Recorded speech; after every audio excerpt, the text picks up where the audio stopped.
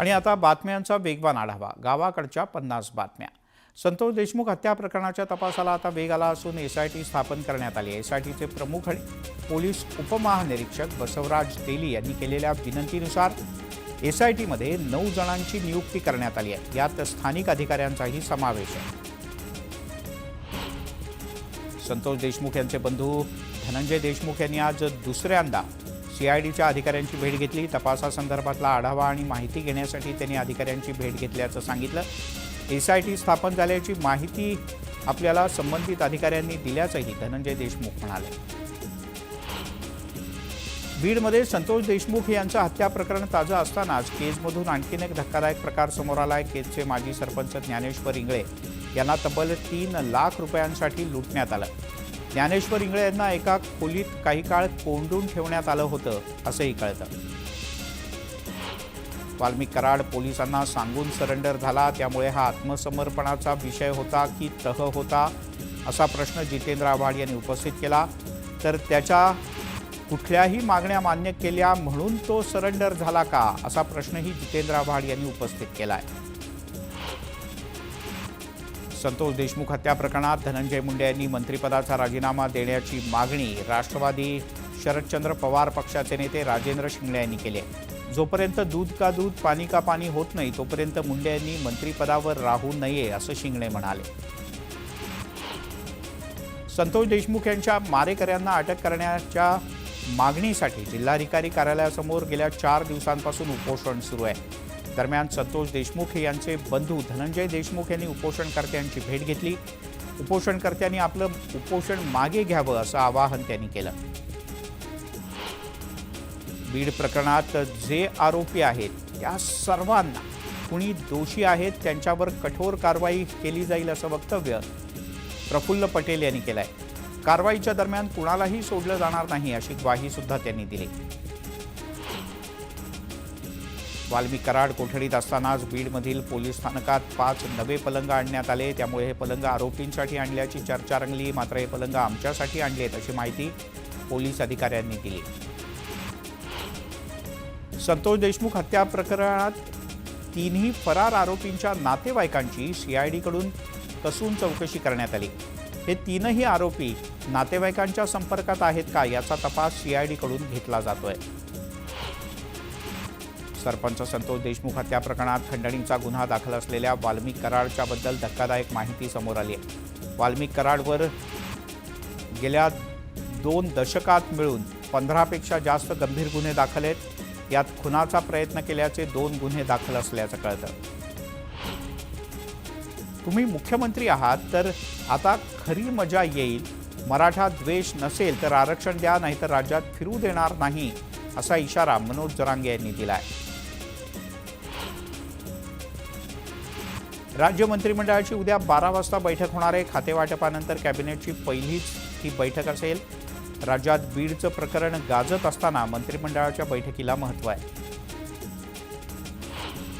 मनसे अध्यक्ष राज ठाकरे यांनी ट्विट करत महाराष्ट्र सैनिकांना नवीन वर्षाच्या शुभेच्छा दिलेत. प्रत्येक समस्येच्या वेळेला लोकांना मनसेची आठवण येते, मात्र मतदानाच्या वेळेला पक्षाचा विसर पडतो अशी खंत मात्र त्यांनी बोलून दाखवली. राज्याचा मंत्रिमंडळ विस्तार होऊन अनेक दिवस झाले आहेत, मात्र महायुतीच्या डझनभर मंत्र्यांनी अद्यापही पदभार स्वीकारलेला नाही. त्यामुळे मुख्यमंत्र्यांनी अशा पदभार न स्वीकारलेल्या मंत्र्यांना तंबी दिली आहे. कुठलंही कारण न देता तातडीनं पदभार स्वीकारून कामाला लागा असे आदेश मुख्यमंत्र्यांनी सर्व संबंधित मंत्र्यांना दिले आहेत. मंत्री धनंजय मुंडे यांच्यावर महायुतीतील वरिष्ठ नेते नाराज असल्याची माहिती न्यूज 18 लोकमतला सूत्रांनी दिली. धनंजय मुंडे यांनी बीड प्रकरण योग्यरित्या हाताळलं नसल्याचं मत वरिष्ठांनी व्यक्त केलं आहे. तर मस्साजोग प्रकरणामुळे बदनामी होत असल्याचं मतही काही वरिष्ठ नेत्यांनी मांडलं. अजित पवार आणि शरद पवार यांनी एकत्र यावं अशी इच्छा अजित पवार यांच्या मातोश्री आशाताई पवार यांनी व्यक्त केली. आशाताई पवार यांनी आज भल्या सकाळी पंढरपुरात जात विठ्ठल रुक्मिणीचं दर्शन घेतलं. त्यानंतर त्या माध्यमांशी बोलत होत्या. संभाजीनगरमध्ये अब्दुल सत्तार यांच्या जोरदार शक्ती प्रदर्शनाचं आज आयोजन करण्यात आलंय. वाढदिवसाच्या निमित्तानं शहरात हजारो बॅनर लावण्यात आलेत. एवढंच नाही तर एक भव्य सत्कार समारंभ सुद्धा आयोजित करण्यात आलाय. पण या शक्ती प्रदर्शनामुळे वेगळ्याच राजकीय चर्चांना उधाण आलंय. मंत्रिपदाची शपथ घेतल्यानंतर गेल्या काही दिवसांपासून नाराज असलेल्या मंत्री दत्ता भरणे यांनी अखेर मौन सोडलंय। मंत्रिपदावरून कुठलीही नाराजी नाही, आपण परदेशात गेलो होतो, लवकरच मंत्रिपदाचा पदभार स्वीकारणार अशी माहिती त्यांनी दिली। मनोज जरांगे पाटील यांनी नांदेडच्या माळेगावमध्ये खंडोबाचं दर्शन घेतलं।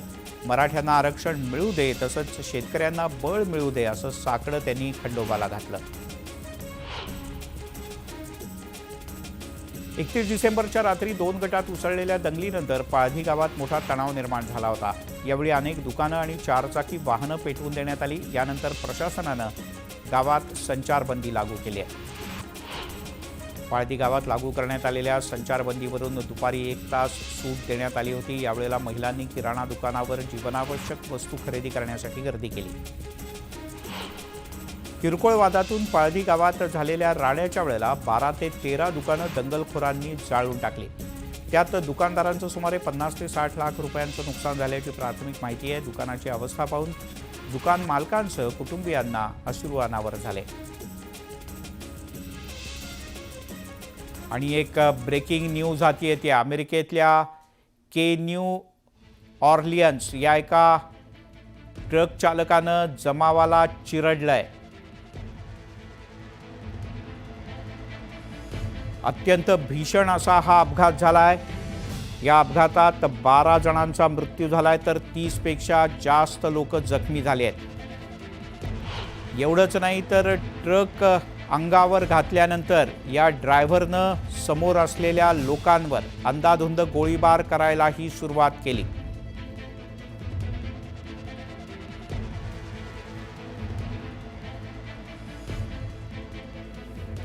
अमेरिकेतल्या के न्यू ऑर्लियन्स या भागात एका ट्रक चालकानं जमावावर जोरदार ट्रक घुसवला। 31 डिसेंबरच्या निमित्तानं शेकडो लोक एकत्र जमले होते। त्या दरम्यान या ट्रक चालकानं या जमावावर हा ट्रक घातला। यात 12 जणांचा मृत्यू झाल्याचं कळतंय। पण हा प्रशांत लीला रामदास आपले प्रतिनिधी आपल्यासोबत जोडले गेलेत। प्रशांत, काय अधिक माहिती आहे? हा एक मोठा हल्ला आहे अशा प्रकारे मानलं जात आहे। अमेरिकेच्या झालेला हल्ला आहे आणि ज्या पद्धतीने माहिती मिळते साधारणतः ही अतिशय मोठी अशी घटना आहे, कारण की गेल्या अनेक दिवसानंतर या प्रकारचा हल्ला हा झालेल्याची माहिती पुढे आलेली आहे। आणि महत्वाचं म्हणजे जर बघितलं तर यामागे जे काय घटना झाली यामागे त्याचा शोध सध्या सुरू आहे। आणि ज्यामध्ये ज्या पद्धतीने माहिती मिळते साधारणतः की एक तर यामध्ये ज्या व्यक्तीला ताब्यात घेण्याचा प्रयत्न सध्या सुरू झाला आहे, कोणी काय केले या संदर्भातली माहिती दिल्ली सध्या तपास सुरू असल्याची माहिती पुढे आलेली आहे। प्रशांत, तुर्तास धन्यवाद या माहितीबद्दल।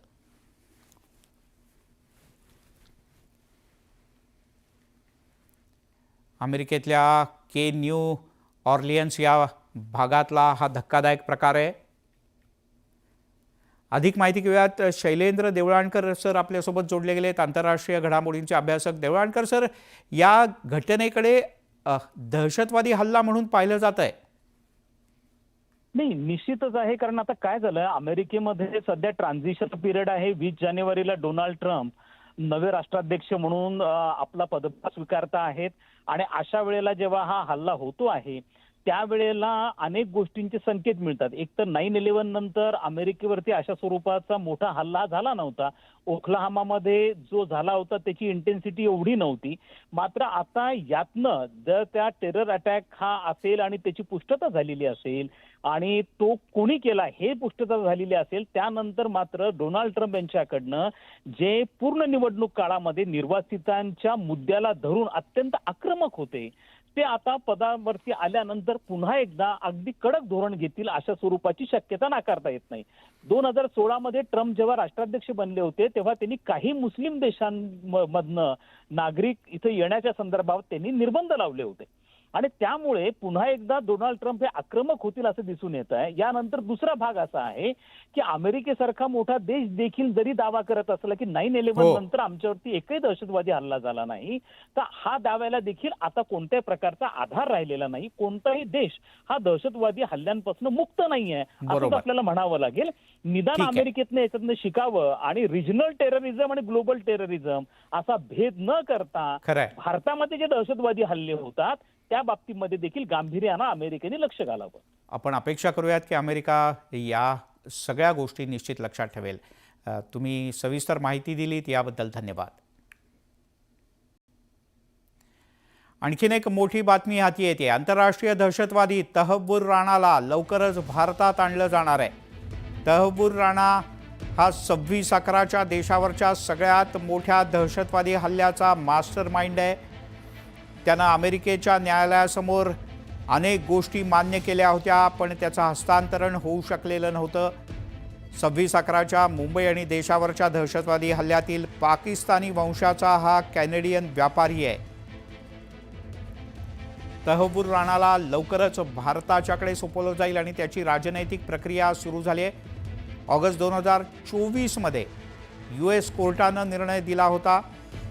त्यानुसार प्रत्यार्पण करार होऊन तहव्वुर राणाला भारताकडे सोपवलं जाईल.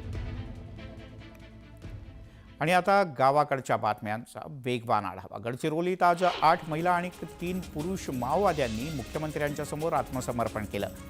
तारक्का उर्फ विमला या जहाल माओवाद्यानंही आज सरेंडर केलं. 38 वर्षांपासून माओवादी कारवायांमध्ये सक्रिय असलेल्या नक्षलवाद्यांनी आज आत्मसमर्पण केलं. आपल्या C60 कमांडो पथकाकरता हे एक मोठं यश मानलं जातं. महाराष्ट्रात नक्षलींची भरती पूर्णपणे संपुष्टात आली आहे आणि येत्या काळात महाराष्ट्रातला नक्षलवाद सुद्धा संपुष्टात येईल असा आशावाद राज्याचे मुख्यमंत्री आणि गृहमंत्री देवेंद्र फडणवीस यांनी व्यक्त केला. ज्यांनी केडर निर्माण केलं त्यांनीच आज आत्मसमर्पण केलं. पंतप्रधान नरेंद्र मोदी आणि गृहमंत्री अमित शहा यांच्या मोहिमेत ही एक मोठी गोष्ट आहे. यांची नेहमीच नक्षलवाद संपवण्यात महत्त्वाची मदत असते असा उल्लेख आवर्जून मुख्यमंत्री देवेंद्र फडणवीस यांनी केला आणि या दोघांचेही आभार मानले.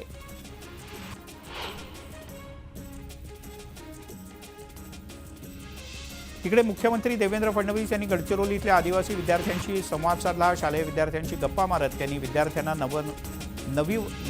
नववर्षाच्या शुभेच्छा दिल्या.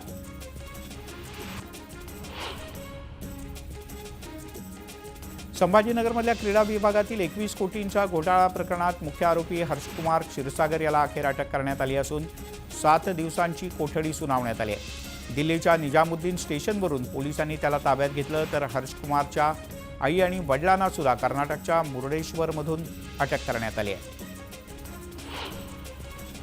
गेल्या काही दिवसांपासून स्थानिक स्वराज्य संस्थांच्या निवडणुका रखडल्या आहेत. या संदर्भात येत्या 22 जानेवारीला सर्वोच्च न्यायालयात सुनावणी होईल. दरम्यान न्यायालयाच्या निकालानंतर निवडणुकांच्या तारखा ठरण्याची शक्यता आहे. राज्यात परिवहन महामंडळानं 1310 बसगाड्या भाडेतत्वावर घेण्याचा निर्णय घेतला आहे. हा निर्णय वादाच्या भोवऱ्यात सापडला आहे. मुख्यमंत्री देवेंद्र फडणवीस यांनी या निर्णयाला तूर्तास स्थगिती दिली असून परिवहन विभागाच्या अप्पर सचिवांमार्फत चौकशीचे आदेश दिल्याची माहिती सूत्रांनी दिली आहे. अकोल्याच्या घुसरमध्ये नवीन वर्षाच्या पहिल्या दिवशी पाण्याच्या मागणीसाठी 7 गावकऱ्यांनी उपोषण सुरू केलं. गावात नियमित पाणी पुरवठा करावा यासाठी हे आंदोलन करण्यात येत आहे.